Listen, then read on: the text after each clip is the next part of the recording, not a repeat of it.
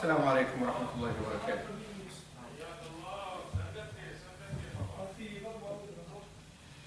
إن الحمد لله نحمده ونستعينه ونستغفره ونتوب إليه ونعوذ بالله من شرور أنفسنا ومن سيئات أعمالنا. من يهده الله فلا مضل له ومن يضلل فلا هادي له، وأشهد أن لا إله إلا الله وحده لا شريك له، وأشهد أن محمدا عبده ورسوله.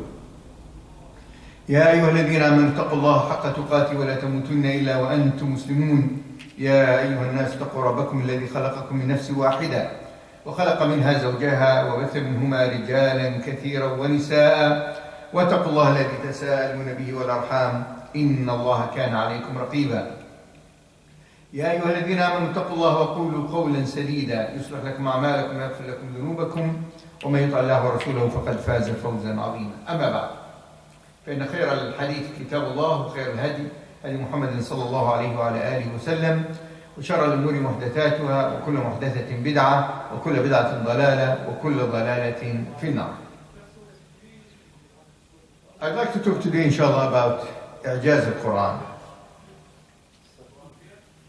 the miracle of the Quran.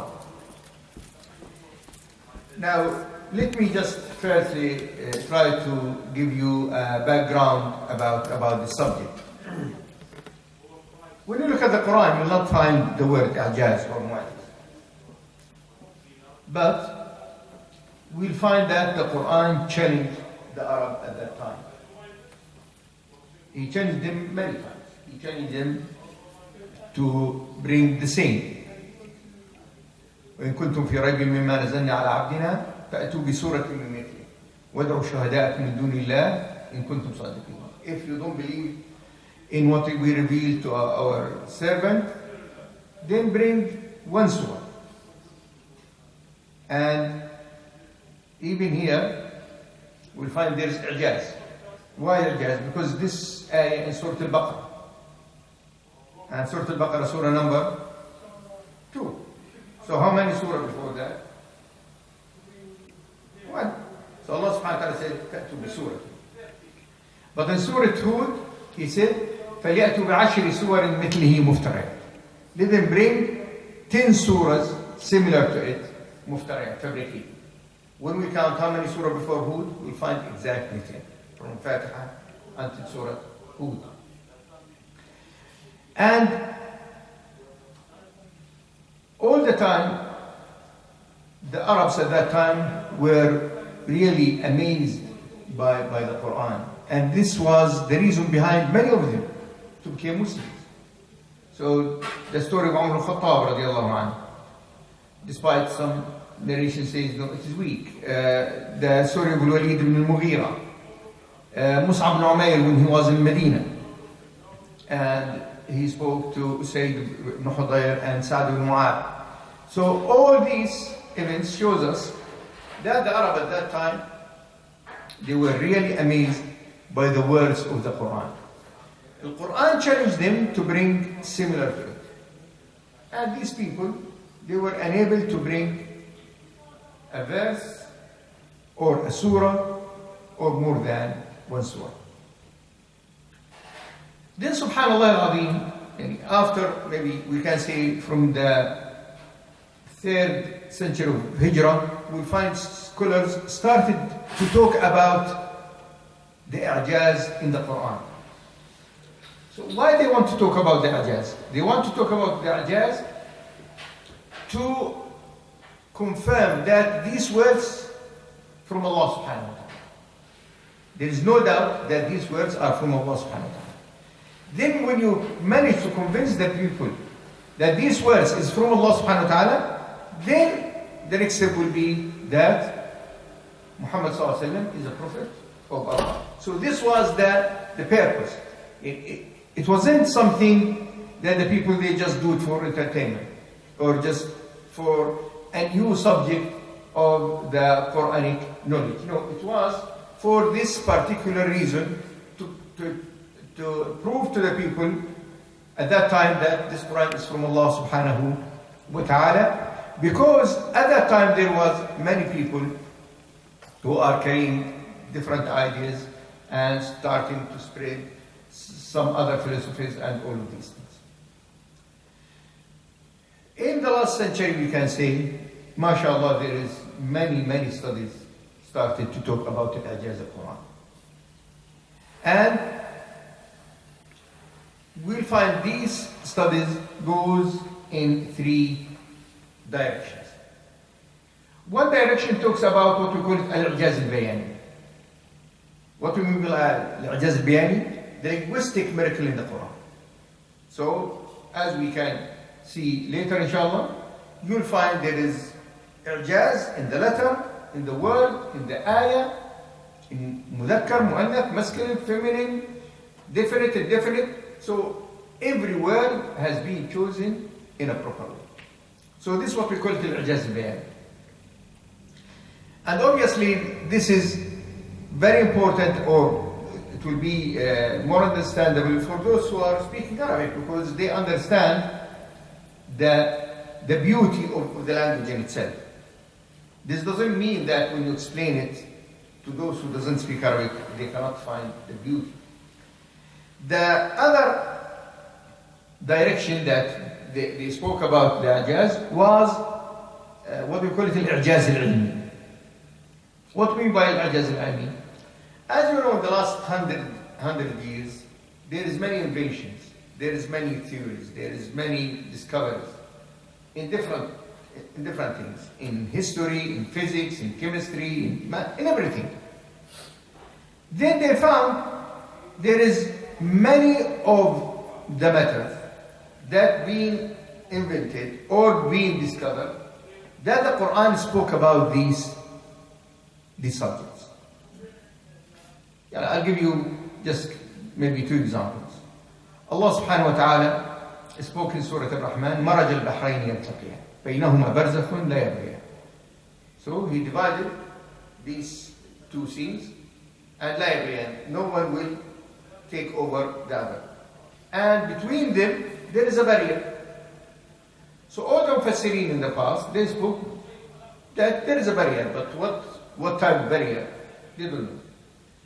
Then when they have the satellites and all of these things, and they started to take pictures, images from the air, they found, when they look at most of the seas, that between the two seas, every two seas, there is a barrier.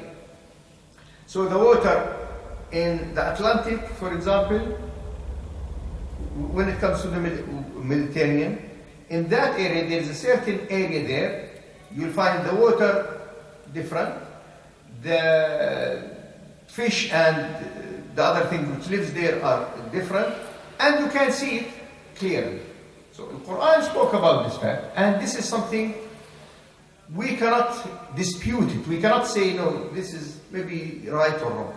This is where, when it comes to al-Ijaz al-Ilmi, the scientific fact, we say there's no problem in using this to talk about what's mentioned in the Quran.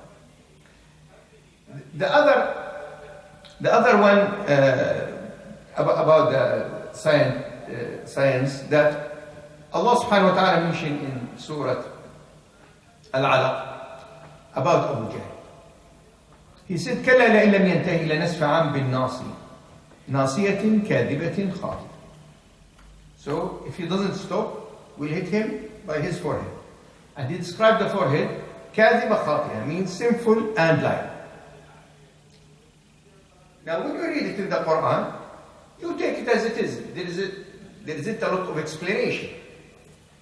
Now the science came and they start to talk about and discover what's the brain, how the brain works. Because obviously, we know the brain in our head, but there is point for everything. There is certain points for the seeing, certain points for listening, certain for analyzing, memorizing. So Allah subhanahu wa ta'ala divided this massive computer here, and for everything there is a point. This is why sometimes a person might be hit in a certain point, and after that he will be blind, or maybe deaf, or maybe unable to speak. Why? Because the nerve at that time, or which is lead to the brain, damaged, then it is finished. Now, Quran described the Nasiyah, the Jabha, the forehead, كَاذِبَ خَاطِئَةٍ. What they found, They found that in this area, this is where the center which controlled your manners. So the manners of being good, being truthful, being liar, being other things, all of this were in the forehead. So Allah subhanahu wa ta'ala described the forehead of Abu Jahl at that time, كاذبة خاطئة, exactly as they found now in the scientific facts. And I'm sure most of you know that the Quran spoke in Surah Al-Hajj and Surah Al-Mu'minun about the development of the embryo, how it started, and all these stages. Now, as I said, this direction of A'jaz, no problem with it. Where is the problem? The problem when people try to just, when there is anything happen, any theory they are talking about it, then they start to find ayahs and they say, oh, there is this ayah spoke about this subject. Now, here we are saying that you cannot link a theory to the Quran until this theory moves to become a fact. As long as it is a theory, you cannot link it to the Quran. Why? Because maybe this theory can be what? Changed. Someone cannot say, no, this is wrong.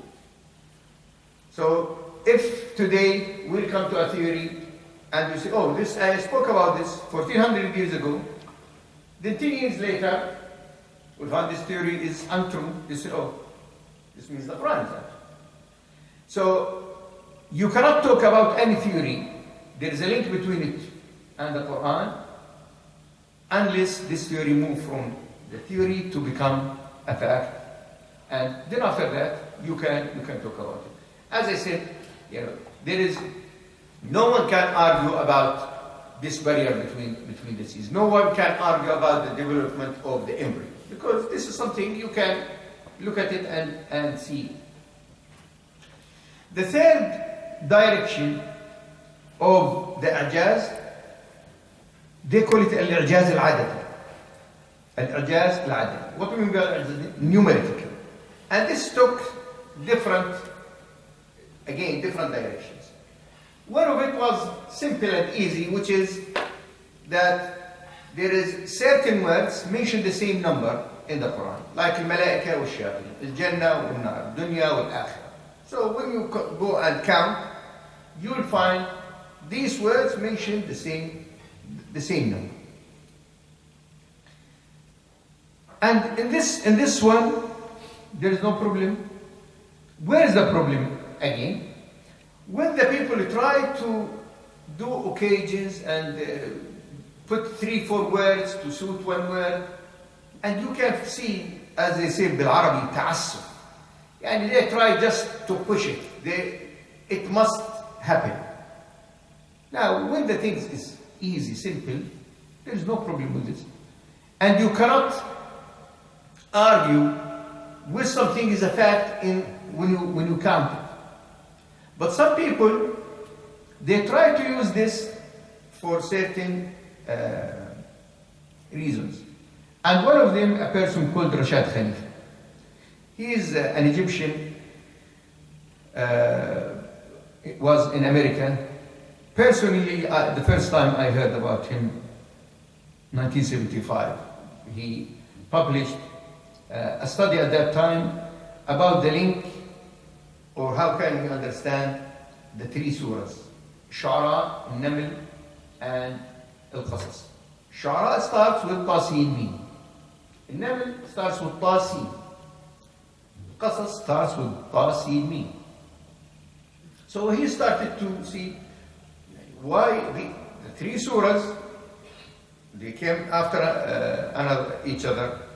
Then the 3 surahs talks about Musa, part of them. So why this Tasin? Why this Tasin? So he done a lot of work. Then he found that there is something which is called number 19. So number 19 mentioned in the Quran, which I'll talk about it. at the end of this inshallah. Which, when Allah subhanahu wa ta'ala spoke about who that's in charge of the hellfire. عليها 19. And he started to count. Now, some of the counts, there's no problem with it. Like Ar-Rahman 57, mentioned in the Quran. It means 19 times 10. Ar-Rahim 19 times 5. When he started to count the word Allah, then here he tried to push something. It is 2,699. He said, no, it must be 2698. He'd like to drop one. Why? Because 2698, you can't divide it by 19, but 2699, that doesn't work. And he made a lot of mistakes in this. Unfortunately, this person started from this. Then he moved to talk about himself, and at the beginning he said, I am a prophet. Then he said, I am Allah. Then he was killed in America. Because of this, you'll find after that, if someone likes to talk about the numerical thing in the Quran, they say, oh, no. Please, don't talk about 19 or 15 or 9. But when you look at the Quran, yes, there's a numerical order in the Quran. So, the numbers, as I said, there. And now there is a new thing, which is the near number, which talks about the order. That every surah in this Quran is in mathematical order. You cannot make it one before or one after. So these are the three types of the i'jaz which is being studied and spoke about it. Now let me start with what some of the scholars, they said why we eat al-i'jaz. One of them who spoke about al-i'jaz, called al-Khattabi, who died in 388. He said, واعلم أن القرآن إنما صار معجزا لأنه جاء بأفصح الألفاظ في أحسن نظوم التأليف متضمنا أصح المعاني مع توحيد له عزت قدرته وتنزيه له في صفاته ودعاء إلى طاعته وبيان بمنهاج عبادته من تحليل وتحريم وحظر وإباحة ومن وعظ وتقويم وأمر بالمعروف ونهي عن منكر وإرشاد إلى محاسن الأخلاق وزجر عن مساوئها واضعا كل شيء منها في موضعه الذي لا يرى شيء أولى منه ولا يرى في صورة العقل أليق منه. He said the Quran became mu'jiz, a miracle, because it came with the most clear words in the best order and includes the most beautiful meanings, talking about the Tawheed of Allah subhanahu wa ta'ala, Tanzih Allah, that He's the Almighty, and call for His obedience, and also explain the manhaj, the way of ibadati, to worship Him subhanahu wa ta'ala, saying the halal, the haram, and also to advise and correct the people, enjoin good, forbid evil, tell the people about the best of manners and to be away from the bad manners, and putting everything in its right place, and you cannot see, when you look at it, better than that. And this is really, when the Khattabi spoke about this actually makes you understand why i'jaz is important. And to have a book of 114 surahs, and in these 114 surahs, you'll find everything in its right place. You find Surah Al-Fatiha perfectly in the right place. You cannot put it number 15 or 17 because you need it for the introduction of the Quran. No surah can replace Surah Al-Fatiha. And you'll put Surah Al-Nas at the end. Again, you cannot put Surah Al-Falaq.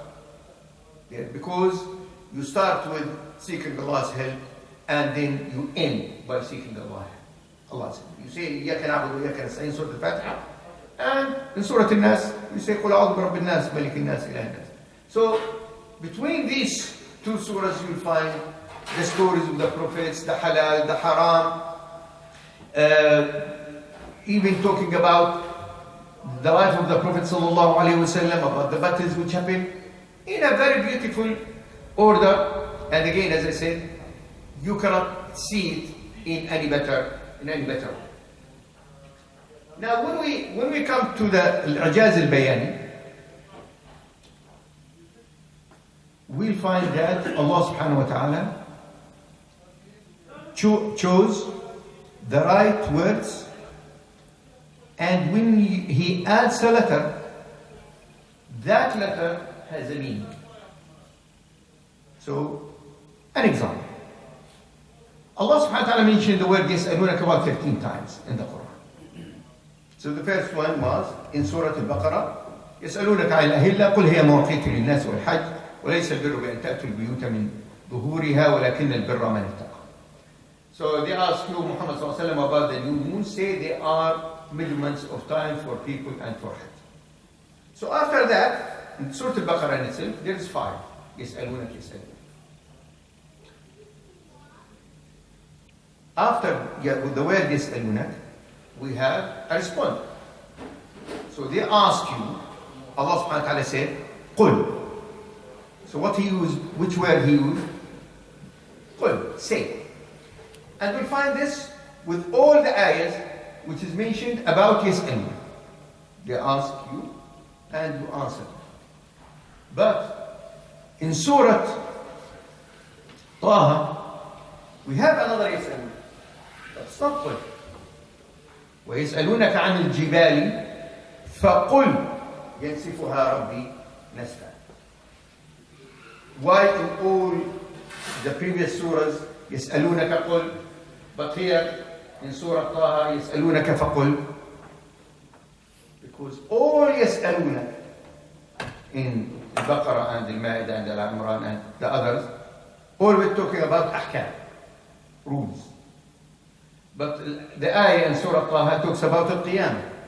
So Allah subhanahu wa ta'ala, He made a difference between qul, which is now, and fa-qul, which talks about the future. So because the ayah in Surah Taha talks about the future, He used what? Fa-qul. But the others, because it talks about now, He used what? Qul. Another example. In Surah Al-Waqi'ah, Allah subhanahu wa ta'ala, in the last part of Surah Al-Waqi'ah, He made like a discussion with the Kafirs. أفرأيتم ما تحرثون أأنتم تزرعونه أم نحن الزارعون لو نشاء جعلناه حطاما فظلتم تفكرون. So he spoke about what you are planting. Are you the one who bring it, or we bring it? And if we like, we make it. Finished. حطام. In the next ayah, remember here, he said جعلناه, we make it. In the next ayah, straight away, أفرأيتم الماء الذي تشربون أأنتم أنزلتموه من المزن أم نحن المنزلون لو نشاء جعلناه أجاجا. So with the planting, he used what? لجعلنا. لا. But when it comes to the water, he used what? جعلناه without لا. So why لا here and there is no لا here? The scholars, they said there's 4 reasons. The first reason, that in the first one, there's efforts. Because when you are planting, you think that this is me. So Allah subhanahu wa ta'ala is saying, لجعلنا. توكيد. Emphasis. To take anything from your head that you have any role in this. But when it comes to the water, anyone can claim that he has effort? Is there anyone can say, I bring the water? So, الماء, أفرأيتم الماء الذي تشربون, the water that you are drinking, أأنتم أنزلتموه من المزن أم نحن المنزلون? Do you bring it from the clouds or we bring it down? لو نشاء جعلناه أجاجا. If we'd like, we'll make it salty. Because we know the water which comes from the rain is not salty. So Allah subhanahu wa ta'ala is saying that if we like, we make it salty, then you cannot drink it. So because you have no effort or no rule at all, so here there is no need for the emphasis, the lamb. But there, because the people they have something, you put the lamb. Another reason they said, the people most of the time they are thinking about the food. And they are expecting the water is available. So they make effort for the food. So he put la there, but he didn't put the lamb there.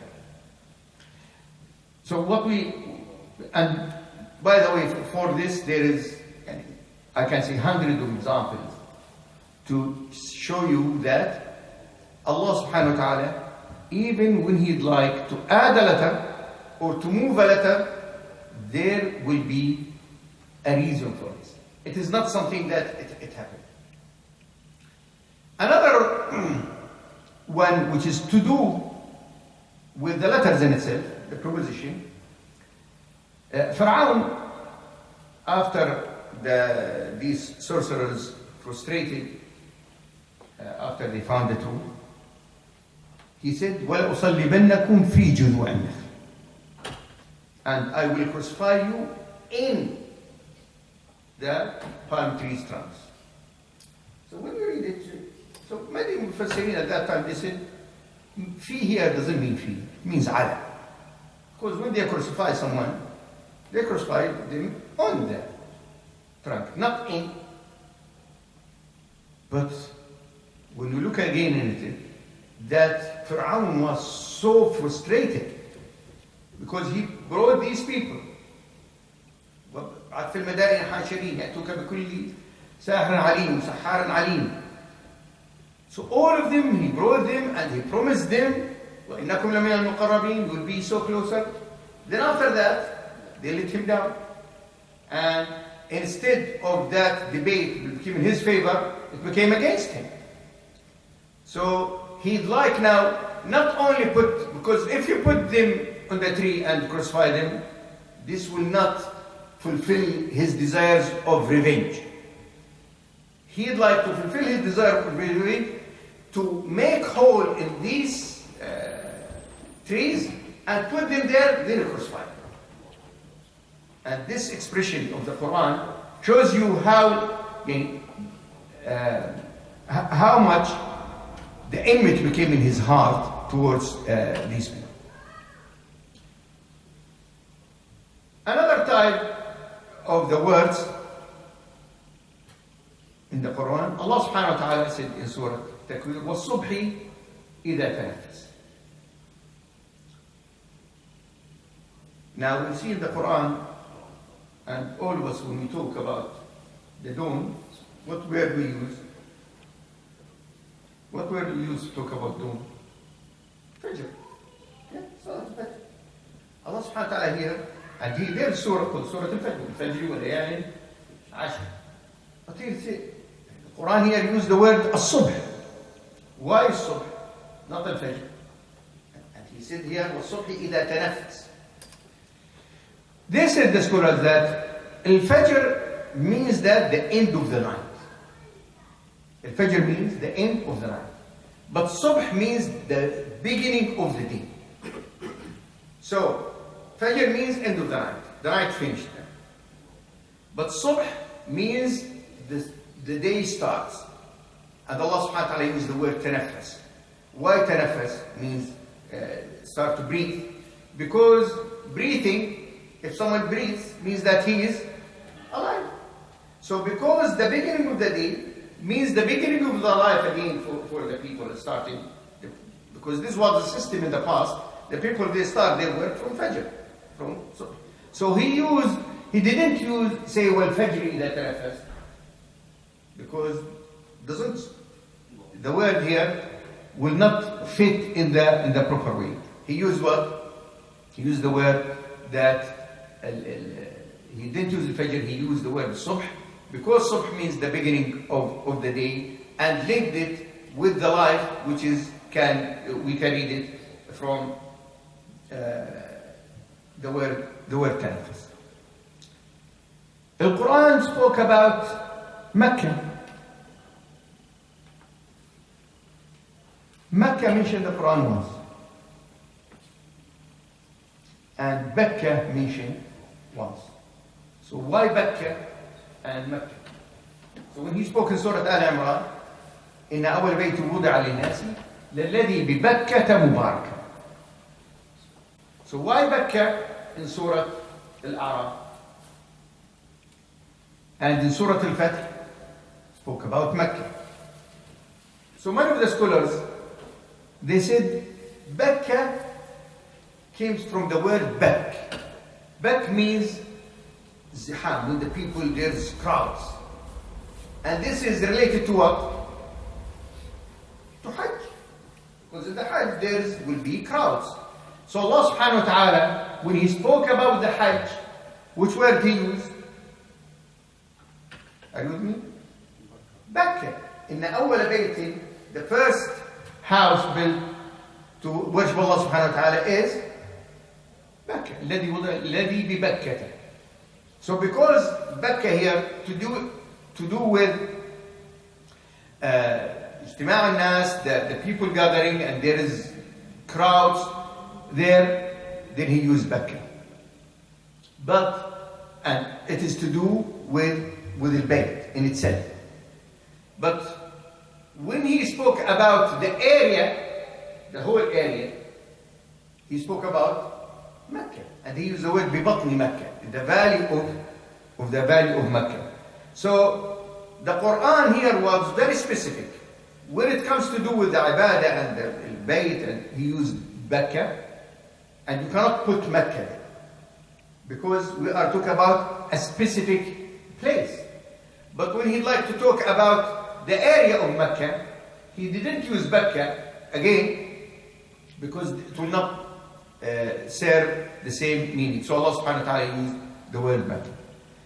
And even those who are to deal with counting and these things, they found also it is to do with counting the letters, that if you change the mean, the ba to mean in Surah Al-Imran, then the order of the counting will be disturbed. So this is one of the means.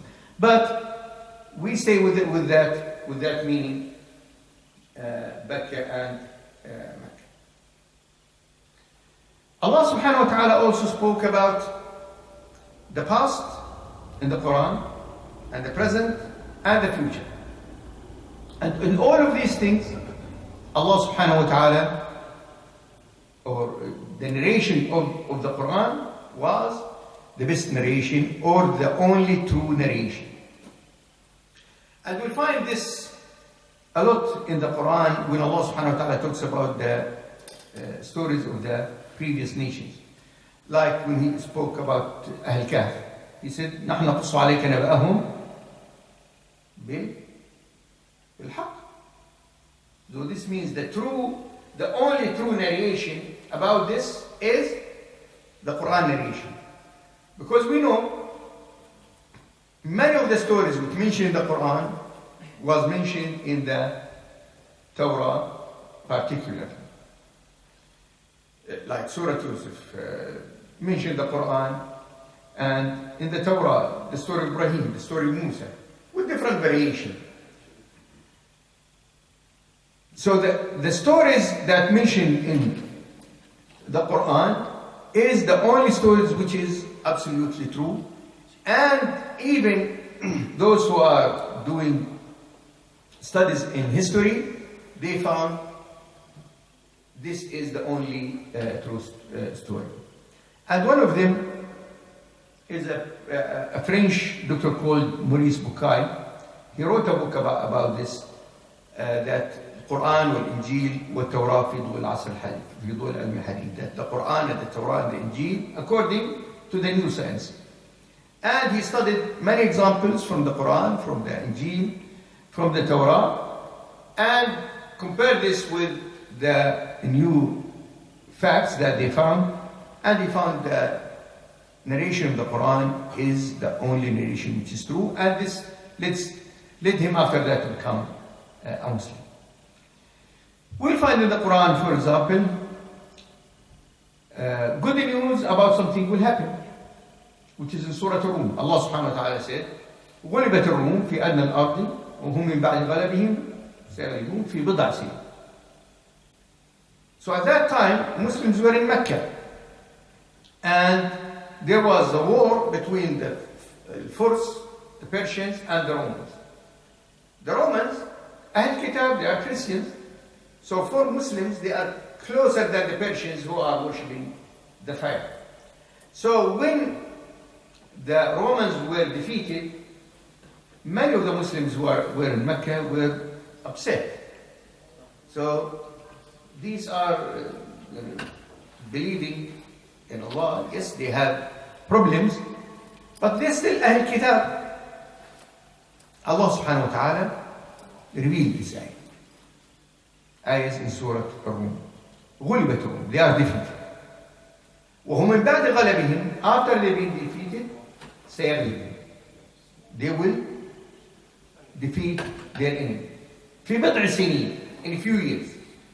And the Arabs, when they say بضع, means 6 to 9 or 5 to 9. And this is exactly what happened. And when you look how long was between the revelation of this ayah and the defeat of the Persians after that, you'll find it about 8 years. So the Quran was very specific in this. Allah subhanahu wa ta'ala in Surah Al-Qamar, He said, سَيُهْزَمُ الْجَمْعُ وَيُوَلُّونَ الدُّبُرَ. Umar ibn Khattab radiallahu anhu said, when this ayah revealed, we don't know who's the Jama', who are the gathering, and how they will run away. Because when they were in Mecca, there is no fight. Then when in Badr, he saw the Kuffar Quraysh defeated and run away, he said, Subhanallah, Allah subhanahu wa ta'ala spoke about this. He said, سَيُهْزَمُ الْجَمْعُ وَيُوَلُّونَ الدُّبُرَ, in that Surah Al-Qamar in Mecca. And now look, after all of these years, Muhammad sallallahu alayhi wa sallam, with his followers, Allah subhanahu wa ta'ala helped him to defeat the Kafirs. And Allah subhanahu wa ta'ala, even in this surah, at the beginning of the surah, Surah Al-Anfal, He spoke about the believers and what they think, and He promised them, in the same surah, promised them that they will defeat the Kafirs, and this is what happened. Another example of the history also, and the future, which is, maybe many of you heard it before, Surah Al-Masr. تبت يد أبي لهب وتب, that Allah subhanahu wa ta'ala, He made a decision about Abu Lahab, that he will be destroyed. And He said, سيصلى نارا ذات لهب, he will be in the hellfire. Not only him, and his wife. وَامْرَأَتُهُ حَمَّالَةَ الْحَطَبِ. And this happened in the first years of Islam, when Muhammad sallallahu alaihi wasallam received the ayah, وَأَنذِرْ عَشِيرَتَكَ الْأَقْرَبِينَ, he stood and started to say, يا بني هاشم, يا بني عبد المطلب. And he said to them, if I tell you that there is an army coming to attack you from behind that mountain, are you going to believe me? They said, yes, because we didn't have any experience that you are lying. Then he said, that I warn you of the day of judgment. Then Abu Lahab said, تُبَّ لَكَ هَذَا الْيَوْمِ. So woe to you. He praised against him or cursed him. Now say for example, this happened the third year of Prophet Muhammad sallallahu alaihi wasallam. Abu Lahab died after Badr. So between this and after Badr, there is more than 10 years. And Abu Lahab knows about the surah. So he knew about the surah.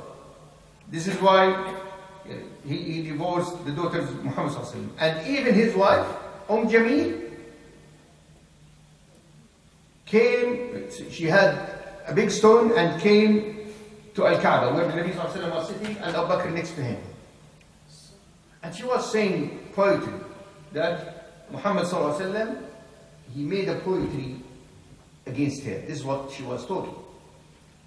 And she stood there and she said to Abu Bakr, where is your friend?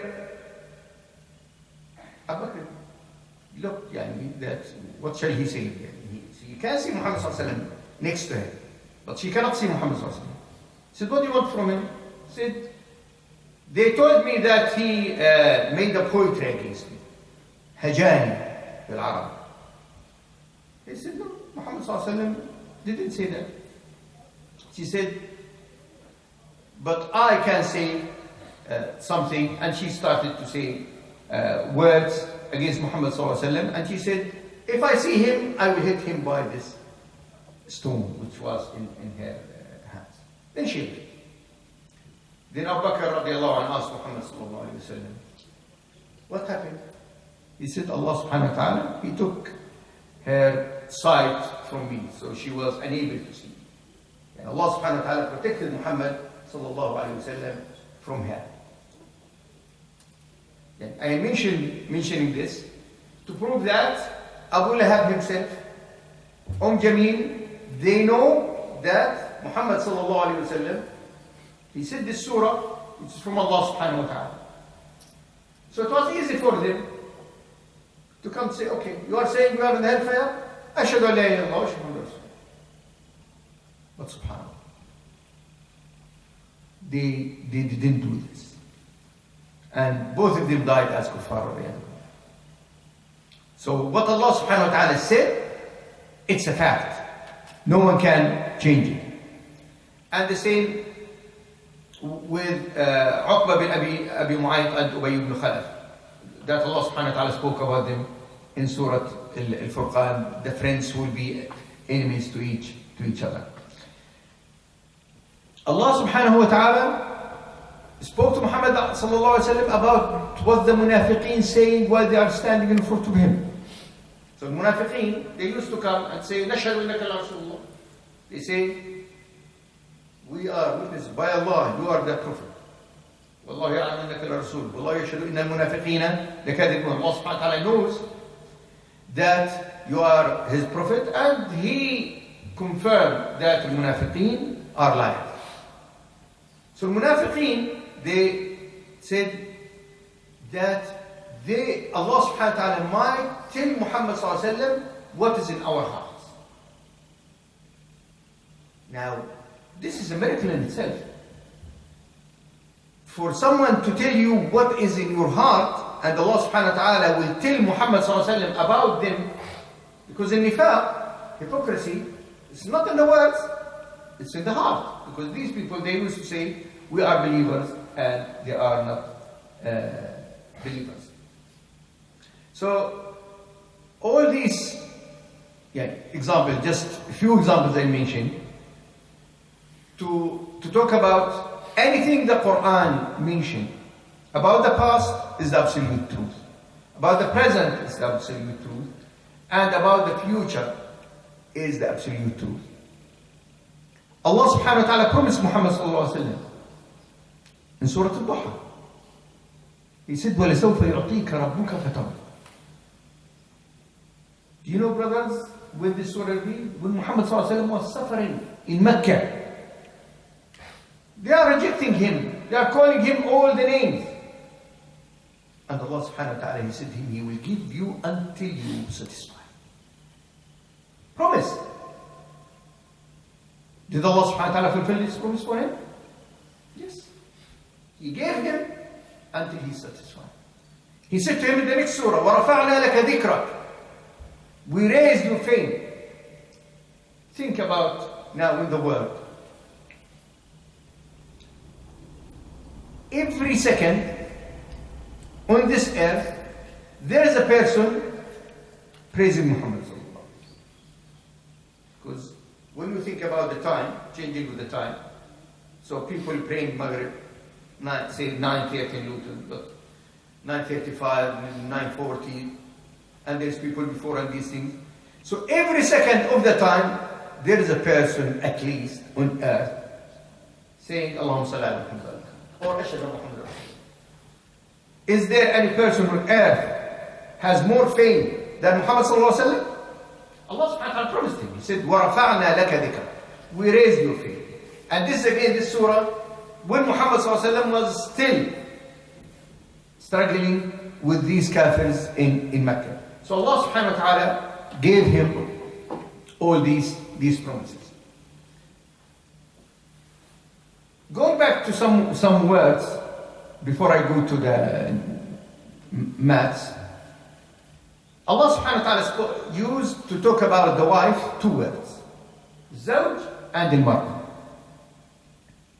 So, when the relation between the husband and wife is fine, he used the word, what do you think?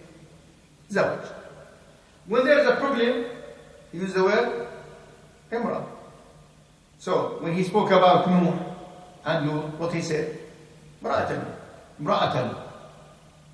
But when he spoke about the wives of Muhammad sallallahu alaihi wasallam, he said azwaj. Even the wife of Zakaria, she was imra'a and became zawj. Because when she was unable to give birth, she was imra'a. But when Allah subhanahu wa ta'ala fixed the problem, he said وَأَصْلَحْنَا لَهُ زَوْجًا. So, became zawj. Specifically, the word. The final one, Allah subhanahu wa ta'ala, when he spoke about Musa alayhi salam, when he was coming from Madian towards Egypt, and he saw the fire. So, to see in Arabic, أبصر يبصر بصر. But he didn't. Allah subhanahu wa ta'ala didn't use the word basar. He used anasa. Because the event which was going to take place now is higher than sea. It's nothing to do with the normal sea. It is talking about Allah, the Almighty subhanahu wa ta'ala, is choosing a prophet to become, a person to become his prophet. So it is means inas, means give you the security, give you the kindness. All these words you can put it under anasa. He said, إني آنست من جانب طور نارا فلما آنس. So use this verb instead of using the other ones. Now, the last thing I'd like to talk about today is the order of the words and the surahs in the Quran.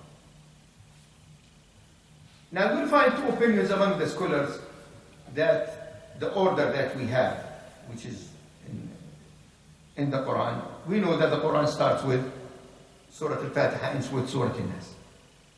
So there's two opinions among the scholars. Some of them saying it is tawqifi, means that this is from Allah.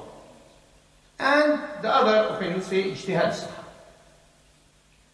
Now many of the scholars in the old, like especially those who dealt with the ulum al-Quran, they are with the opinion which is tawqifi, that it's from Allah subhanahu wa ta'ala. And one of the great of those who talk about this was Imam al-Sayyuti, who wrote a lot of the books about ulum al-Quran. Now when we look, we'll find that Allah subhanahu wa ta'ala made this, the order of these ayahs, the words, the letters, in a mathematical order. I'll give you just some examples. The first ayah of the Quran is, what's the first ayah of the Quran? Bismillah ar-Rahman ar-Rahim. How many letters? 19. Now, these 19 letters, 9 of them repeated, like the alif, the lam, and 10 of them hasn't been repeated. Now, this 9 and 10, when you look at many words mentioned in the Quran, you'll find this relation, 9 and 10. So, after, and Surah Al-Fatiha, how many ayahs? 7. If you move Bismillah ar-Rahman ar-Rahim, it will be how many? 6. So the first surah after Surah Al-Fatiha, how many ayahs? 6. And the last surah in the Quran, Surah Al-Nas, how many ayahs? 6. Order. You cannot change it. You cannot say, let me put this here or this. Now, 6 times 19, which is the letters of Al-Fatiha, gives you what? 114. So what's 114? Huh? Number of surahs. So the number of surahs is, Allah subhanahu wa ta'ala put this numerical thing in just the first surah, Surah Al-Fatiha. And the first word of Surah Al-Fatiha, after Bismillah ar-Rahman ar-Rahim, is Alhamdulillah. Now look at the Quran, see how many surahs start with Alhamdulillah. It's only 5. Al-Fatiha, Al-An'am, Al-Kahf, Saba, Fatir. But count how many letters Alhamdulillah.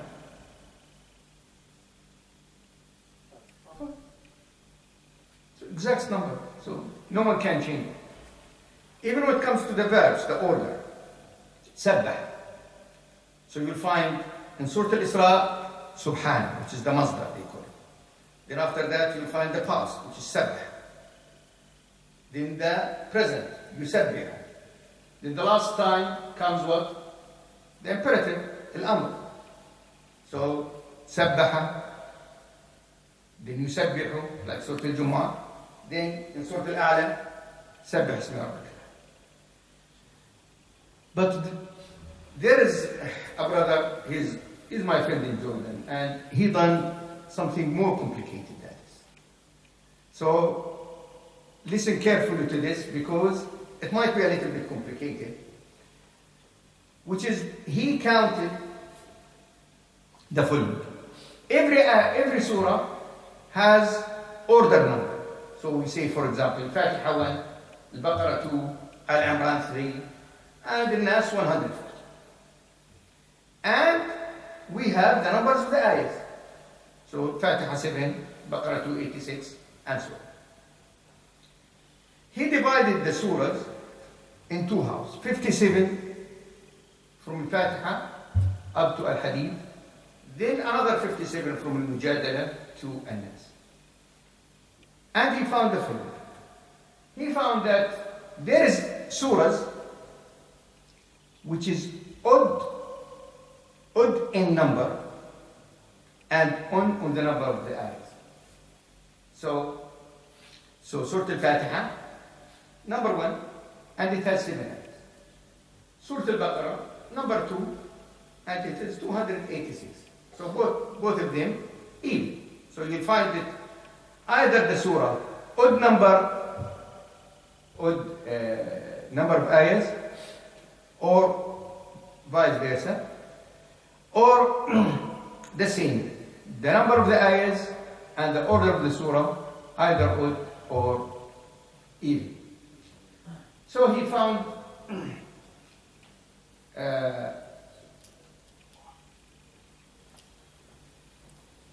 how many surahs that it is odd ayahs and how many surahs even. So the surahs which is odd ayahs in the number is 54, and obviously the others will be 60. Then he found that in this 54, which is odd ayahs, he found only exactly 27 of them has odd number, odd order, and exactly 27 no, even number and odd order. And he continued to this. It's a lot of numbers, but when you add up all these numbers, you'll find it the same total. And the difference also gives you more things. Then this took him to a lot of studies in the same thing, and he found a great fact, which is every word in the Quran is in a mathematical order, that you cannot make it one ayah more or one ayah less, or you cannot make the number of the ayahs more or the number of the ayahs less. And all the studies done according to Hafs, which is the number, the total of the ayahs, 6,236. So from all these examples, brothers, I hope that I managed to give you just hints, because this subject is a very big subject about Al-Jaz al-Quran, but to show us that this Quran is from Allah subhanahu wa ta'ala.